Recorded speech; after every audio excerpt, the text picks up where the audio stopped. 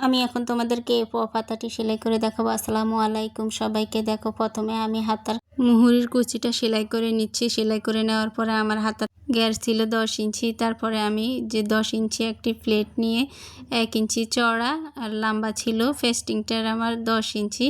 তারপরে আমি আলাদা কাপড়ের উপরে সেলাই করে নিয়েছি। এখন আমি এটা হাতার সাথে জয়েন্ট করে নিচ্ছি। উল্টো সাইডে জয়েন্ট করে নেওয়ার পর আমি সোজা ফিটে এনে তারপরে চাপ সেলাই দিয়ে নিচ্ছি। এভাবে চাপ সেলাই দিয়ে নিলে হাতার মুহুরিটা সেলাই হয়ে গিয়েছে। এখন আমি শোল্ডারের কুচিটা সেলাই করে নিব। আমি ভুল করে আগে হাতার জয়েন্টটা সেলাই করতে শুরু করেছিলাম, পরে আমি শোল্ডারের কুচিটা সেলাই করে নিলাম।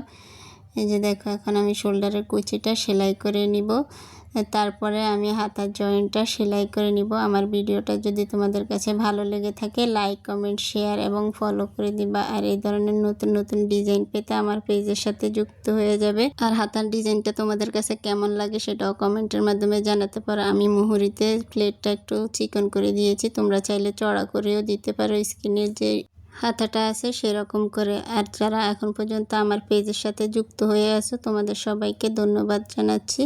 আর যারা সেলাই কাজ শিখতে চাও তারা আমার পেজের সাথে যুক্ত হয়ে যেতে পারো। আমি প্রতিদিনই আমার পেজে নতুন নতুন ভিডিও আপলোড করে থাকি, তোমরা দেখে দেখে শিখে নিতে পারবে। আর তোমরা যদি এখন সময় না পাও ভিডিও দেখার জন্য, তাহলে নিজেদের টাইমলাইনে শেয়ার করে রেখে দিতে পারো। পরবর্তীতে দেখে দেখে সেলাই করে নিতে পারবো। কেমন হয়েছে জানাবে কমেন্টের মাধ্যমে।